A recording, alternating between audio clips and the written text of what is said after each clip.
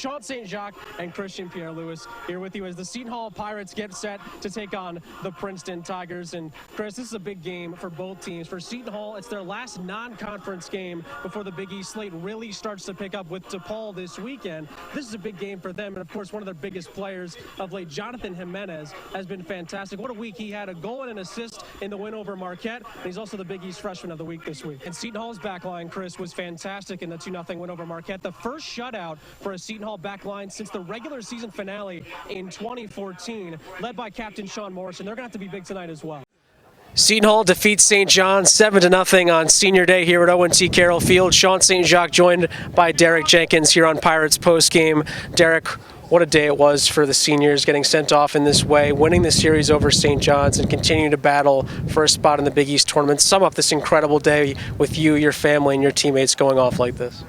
Unbelievable team defense, John. It's been consistent throughout the entire season. You start off with Derek Gordon on his senior day. Fantastic on-ball defending on all of Xavier's backcourt players once again. He seems to take out the best offensive player from every opposing team Seton Hall plays. Have to give Angel Delgado his due as well today defensively. He had 17 points and those 8 rebounds. We've come to expect so much from him on the offensive side of the ball. His defense was a big factor again. And of course, Ishmael Sonogo down low as well. Had a great game defensively. Really, the whole team did. And it's been consistent throughout the entire season. But those 3 guys really stood out today. Have to say, against a top 5 team in Xavier that just knocked off the #1 team in the country at home in Villanova earlier this week. Seton Hall likely to get ranked as well on Monday in the AP and the coaches poll as well. What an unbelievable win. What an unbelievable day for a guy like Derek Gordon, who came in and really helped out this team leadership-wise, defensively. Just an overall great day, and Seton Hall should be dancing for the first time in a decade. Kadeen, congrats on the victory. What was the difference in the second half, that late run that kind of put you guys over the top? Take us through those amazing step-back jump shots. We know you can make them,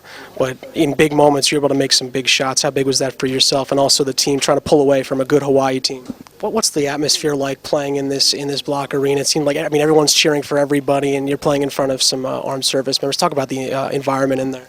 Yeah, I'm not from this country, but I really respect, and I got to say thank you to these people. They go because I'm in this country right now, and they sacrifice their life for us. I really appreciate that. I got a lot of respect for these people here because they really going through a lot of stuff to make sure we live free. We got like a free country, like as coach tell us, like these guys die for us every day, and we gotta appreciate it and come here. It's an honor. I really appreciate it. I think nobody from my country ever came here, and I really proud of myself to be here and be with these great people. An important conclusion for Seton Hall here in the 3-game homestand. Pirates come out with a gutsy victory, 71-64 over the Xavier Musketeers, picking up a big win for their NCAA tournament resume. They finished the homestand 2-1 after going through 3 of the toughest teams in the Big East Conference. Welcome to Pirates postgame here on the court at the Prudential Center. Sean St. Jacques and Matt Ambrose. It's all presented by Nissan. Matt, this was a really big win for Seton Hall, bouncing back after a tough loss here on Saturday to Villanova. Pirates really used defense to get back and pull out this victory. Defense, of course, extremely important for Seton Hall, but of course, Desi Rodriguez with 22 points tonight became the 3rd Seton Hall Pirate player this season to hit the 1,000-point mark, joining Angel Delgado and Kadeen Carrington. They're the first Seton Hall trio to get to 1,000 points in the same season since 1988-1989. That was a magical season for Seton Hall. Desi Rodriguez, of course, capping it off with a monster dunk as well at the end of this one. Matt, he really put on a show in the second half. Here's Seton Hall's latest one grand man after the game. Number 2. The strength of the Seton Hall baseball team this year has been the pitching staff, and the biggest reason for that has been the breakthrough student athlete of the year at Seton Hall, Ryan Testani. You could say that he's been riding in a submarine this year. Sean St. Jacques has more. All right, John, we're here at O&T Carroll Field, and fittingly, we're going to close out this edition of On Deck with Seton Hall's closer, Ryan Testani. Ryan, thanks for joining us. Thank you for having me. We're going to talk about your arm slot, the way you kind of deliver the pitch to the plate. One of the best closers in the Big East. We're going to get to his demonstration in a little bit. Ryan, why did you decide to go to that submarine kind of motion for pitching on the mound? It was sophomore year, about halfway through sophomore year. I was struggling a little bit over the top beginning of the season, and with my pitching coach, kind of found a way to move my body and my arm a little bit more fluidly from down under, and then after a bit it just kind of stuck and everything moved in the right direction. Have there been any other players, maybe in the big leagues, that you've seen do this, that have inspired you to use this arm motion? Yeah, one of the guys that I really look up to is Darren O'Day, one of the pitchers for the Baltimore Orioles. He's same kind of build as me. He's about 6'4", 225, and he's also from Submarine. And just seeing him go out there, his stuff is really nasty. Getting strikeouts and just filling up the zone.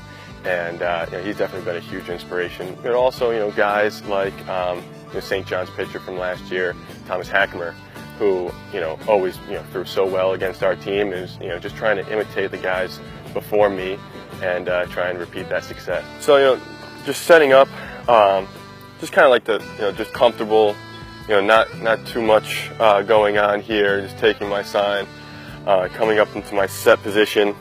Just trying to hide the ball from each bag, as all the pitchers do.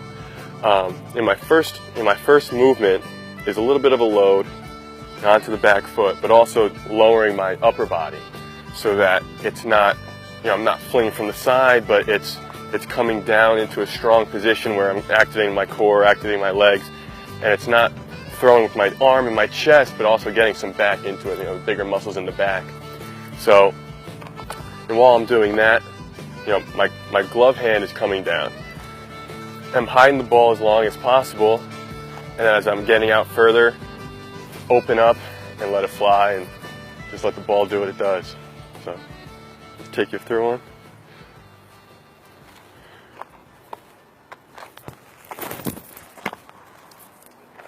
Seton Hall coming off now this 3-game homestand where they got big wins. Now they go on the road to take on DePaul. On the television side, you can watch it on Fox Sports Networks or the Yes Network if you're in the New York metro area. And of course, as always on the radio side, 970 AM The Answer. Dave Popkin on play-by-play, and John Schaefer will be joining him courtside in Rosemont. That's going to do it for Pirates postgame. Seton Hall 71, Xavier 64. For Matt Ambrose, I'm Sean St. Jacques. We'll see you guys next time on the Pirates postgame.